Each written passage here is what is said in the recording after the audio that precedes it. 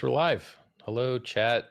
Hello, Roger Ver, legendary Bitcoin investor, first guy to do a lot of things, has a lot of Bitcoin, owns Bitcoin.com or has a ton of influence. Richard Hart here, thought leader, lull, just a crypto longevity self-help guy. Want Bitcoin to do really well. I set up a structure for this here debate. We're going to be first talking about things we agree on, which is a lot. Then I'll try and steelman his argument, present the best version of it I'm capable of. And then if he's satisfied with it, then we can go on to, the disagreement stuff. So Roger, you're a libertarian. You like voluntarism?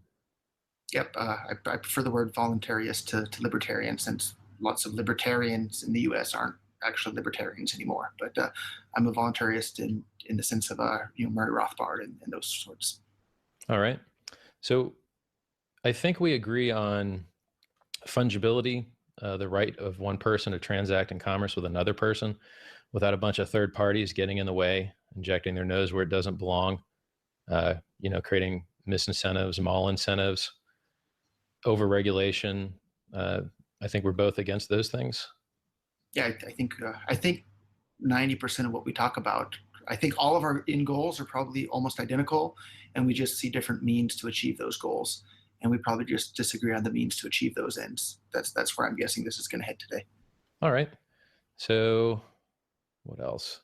We believe in living in nice places and I guess promoting our beliefs. We both have strong beliefs and we go about promoting them in public. So I guess we're kind of advocates for the things we believe in. And I used to do martial arts, but nowhere near as cool as what you've done or for as long. So I guess that's the extent of our easy to find agreements.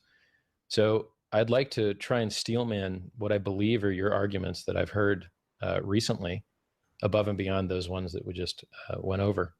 Would that be all right with you? Can I present what I think your arguments are? Okay. Go for it. And if it's okay, I'll jump in if I hear a part where I disagree with. All right. So Roger Ver was one of the first investors in the Bitcoin space, one of the first evangelists. He's gotten a lot of people into this ecosystem. He's offered a lot of liquidity. I believe he still holds a lot of equity in companies in the Bitcoin space. And from what I hear, he owns a lot of Bitcoins themselves, which means that he truly cares. He has skin in the game. And, he's been out there giving talks and dedicating his life to this for a very long time. And he interacts and debates with people that they aren't out there promoting to the public as much as he is.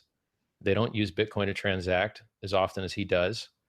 They don't remember what it was like when fees were so low you would never, ever even think about them. And, this system used to be a lot more decentralized. Everyone ran a node because you could mine on your CPU. So you would just run the node at the same time that you were mining on your CPU. There was 30,000+ nodes.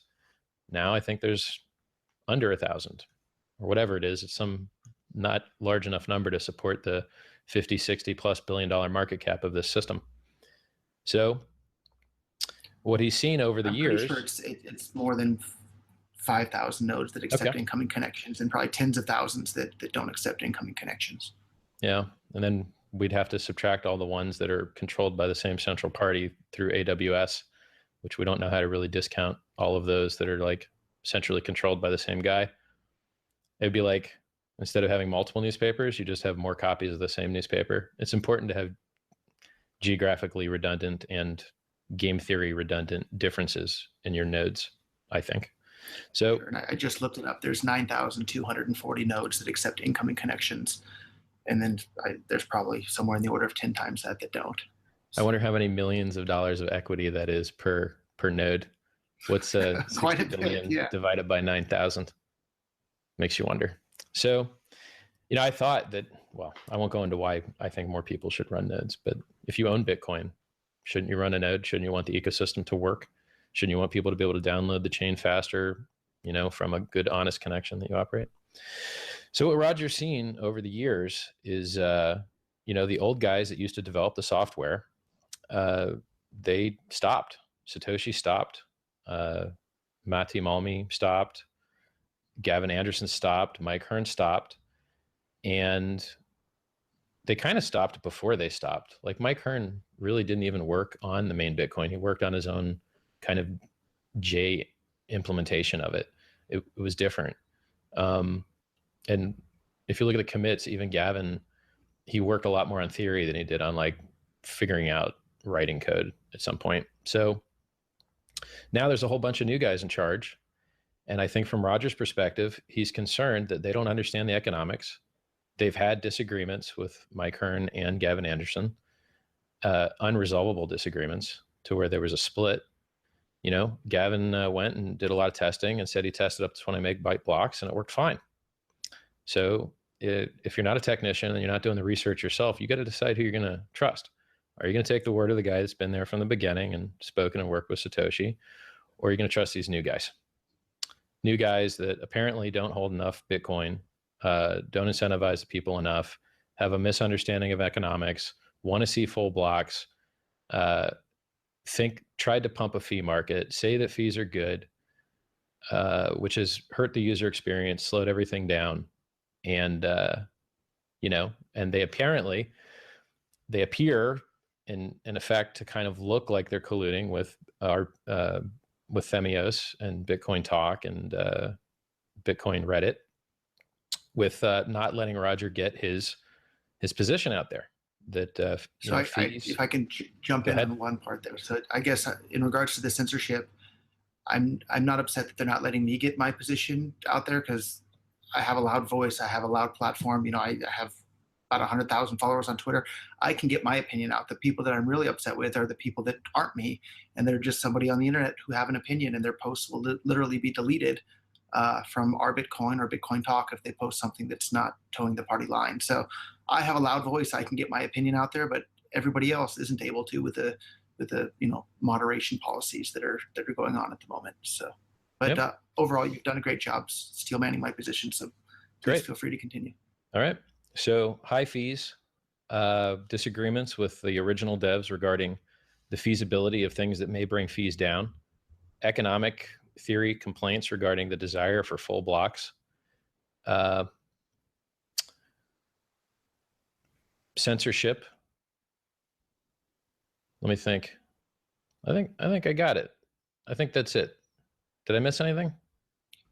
I think you got it pretty well. Maybe I can clarify a little bit where my biggest fear comes in. And my biggest fear at this point, as someone that's a holder of Bitcoin and the CEO of Bitcoin.com, and someone who's poured my heart and soul into this for about 7 years now, is that we had the formula that brought Bitcoin from 0 to 1, from absolutely nothing to this amazing ecosystem that it is today. And that formula within the last year has intentionally been changed. And that formula was letting the blocks get as big as they need to be and keeping the fees low, and the transactions, all of them would be confirmed in the very next block. And that brought Bitcoin from nothing to 10 plus million users. And now we have a group of people that are actively trying to change that code for success that we know for sure works, because we have the entire history of Bitcoin to prove that it works. And maybe their new plan of full blocks and high fees and the fee market and all that, maybe it will work. And in their theories, they think it will work, but we don't have any real world data to back that up. Whereas with the previous roadmap, we have years and years and years of empirical evidence showing that it does work, and it worked amazingly well.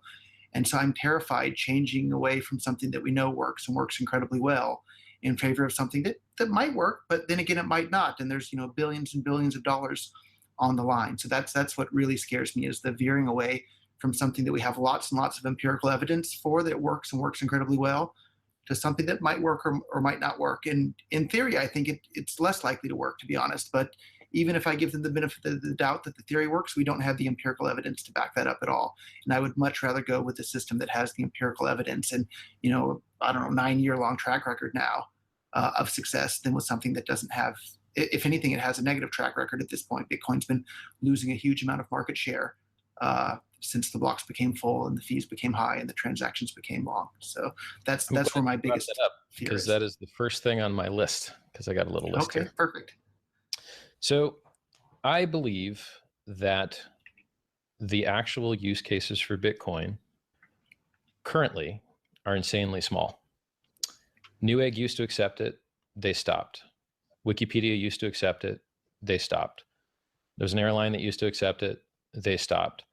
More large companies have stopped accepting Bitcoin than have started. And there's a bunch of reasons for that. I mean, even Can I ask people what the that timeline was for the ones that stopped? I think they might have tried it out for a year and then gave up on it, more or I less. think most of them stopped around the time the network started to become congested and people started having a bad user experience because you didn't know when their transactions were going to be confirmed.